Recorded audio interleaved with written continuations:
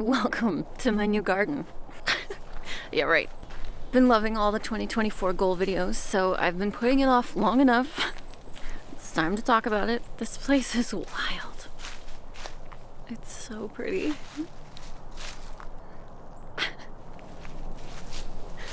Welcome to another brown Christmas in New England. I had no idea where I wanted to start with 2024 goals because this last year has just been such a crapshoot. No, that's not true. I started setting goals, specifically financial goals for myself in 2018 because it was just a necessity. They've been strictly financial for the last 5 years, and I'm just not feeling in that same energy anymore. The last year was just incredibly different for me. There was a lot of changes financially with my job. It's been a whirlwind, so things are just much different. The last 5 years, my goals have been very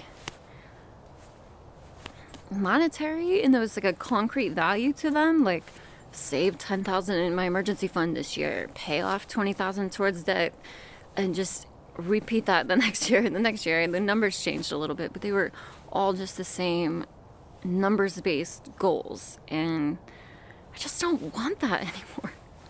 I don't want that for 2024, and I just think it's because I was in a build phase. I had to kind of treat life and my finances that way for a time, just to make a drastic changes that I needed to make with my finances, and it served me really well. I'm so glad I went through that time, but it's just, I can definitely tell I'm out of that phase. I don't want to exist in that headspace anymore with such like a clear defined X amount of dollars kind of goals. And so we're going a little bit of a different way here for 2024. And not to say I won't have financial goals. I still have a really big student loan balance that needs to be handled, and I'm still trying to buy real estate and do other financial things to set myself up for a better future. So that will continue. But in coming up with goals for 2024, I just taking a look back to where I started in 2018, which is not necessarily when things were the worst of the worst. That was a couple years before that. And that isn't to say I didn't try before 2018, but 2018 was just the year that really made the difference. Before that, I was still trying, but I just wasn't getting very far because of the shitty way that student loan compounding interest is structured. It just dragged me backwards for a few years. But 2018, I got lucky by falling into a high-paying job, and instead of allowing my shitty financial habits to continue and amplify, I decided to continue living as if I was still broke, but stuffing every extra dollar towards saving and investing. And I'm so thankful I did that, and it sucked. That was the worst 5 years of my adult life.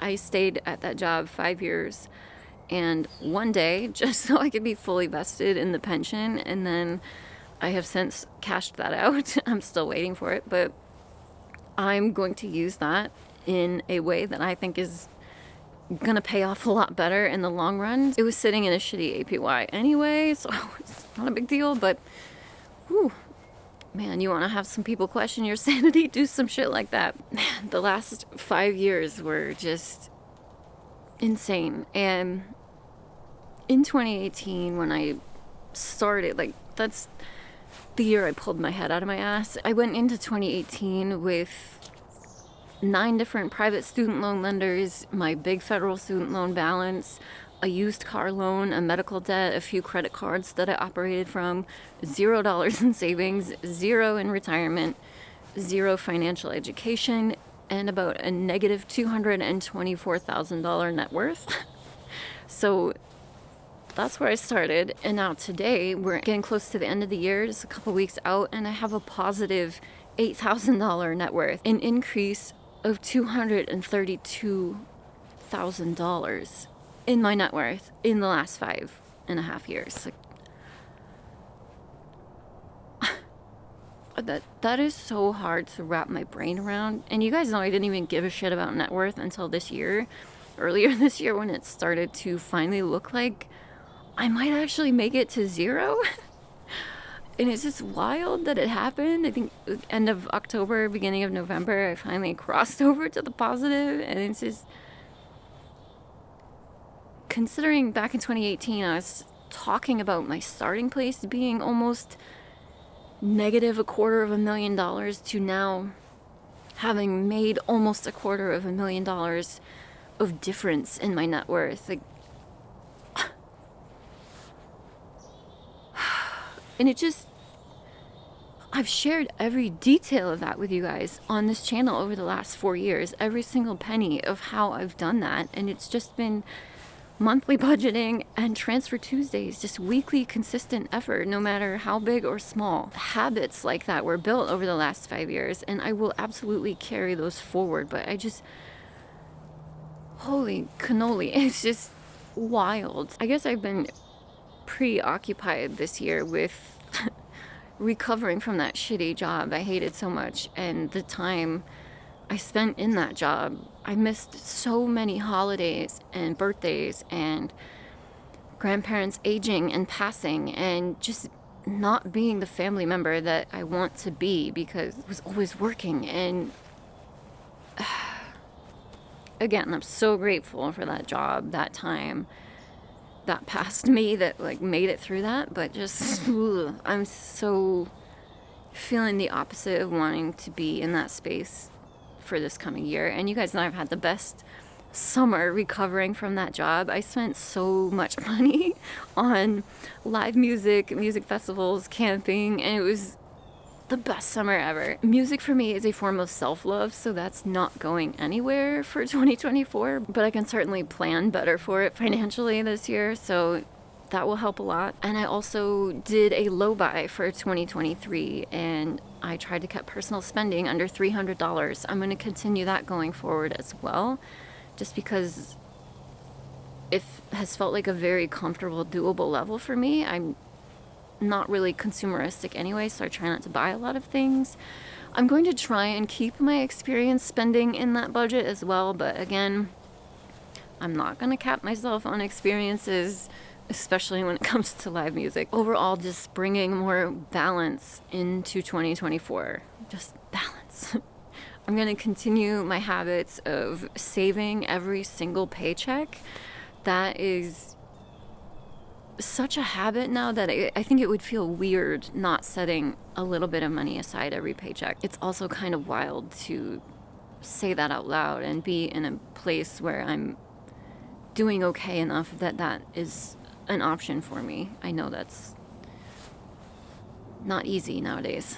But something that I didn't do when I walked away from my last job and took the current job that I have now, it was about a 50% pay cut, and I never stopped and took a minute to reevaluate my goals at that point in time, just because I was so sick of money and talking about money and finances, and I just needed a timeout. So since I've been operating on a budget this whole time anyway, I still know what my finances look like going forward. I've had a pretty dang stable budget for years now, so I can pretty well plan budgets for the year to come based on where I'm at right now. But I do kind of want to strip things down and get back to the basics and just meet myself where I'm at and just start, well, really continue saving everything that I can. And for me, that just means continuing to paycheck forecast a couple months in advance, so I always know what's coming down the pipeline and making sure my bills are going to get paid, and then assessing and having a game plan for how much money I'll be able to save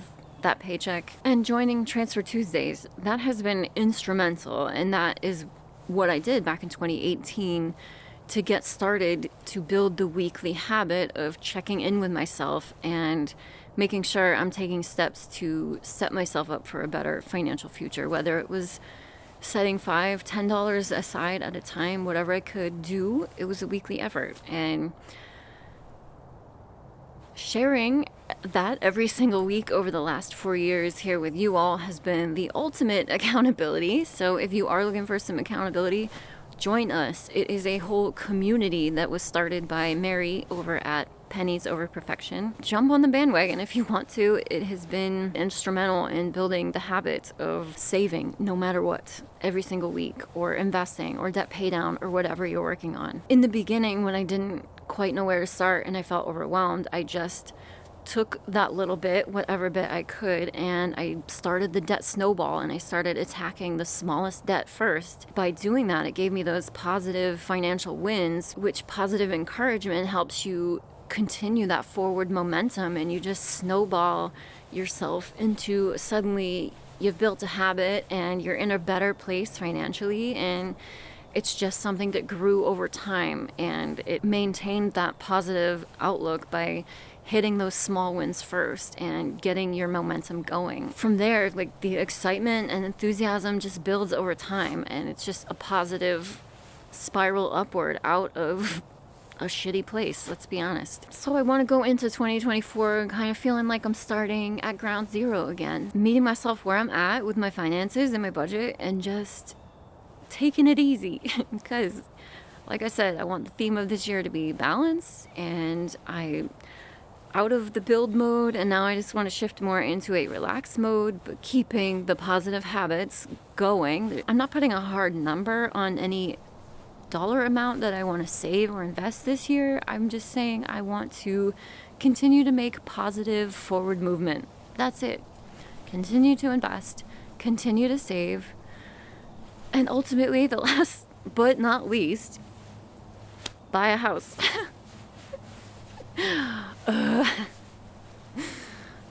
Y'all know I've been working on that, and I'm feeling hopeful. Interest rates are starting to come down, so I'm feeling positive. I got a new real estate agent. I'm feeling good about it. I feel like Q1 of 2024 is going to be my time. Hopefully. But since I'm a broke millennial, the only way I can afford a home is by sharing the living space under the roof. So I am looking for a multifamily, and houses that are in my budget where I'm looking, they're going to be ugly. They are going to need a lot of money long after the closing costs are paid. So it's going to be a process. It's going to be a journey, but I'm so excited to share it with you guys. Like, every financial detail of it, I just want to dig into renovations and things, and I'm so excited. And please remind me of this 6 months after I close and I'm living in the middle of a construction zone with 800 projects that I can't finish. Please remind me of this time when I was enthusiastic. No, I'm just kidding. I'm looking forward to that, and I'm just looking forward to sharing more of the things that I give a shit about other than just finances, like gardening and homesteading, and doing the best I can to live my urban homesteader dreams with whatever lawn or driveway or patio I end up with at said house. More to come on that for sure. But yeah, let's buy a house. I'll see you guys on Tuesday.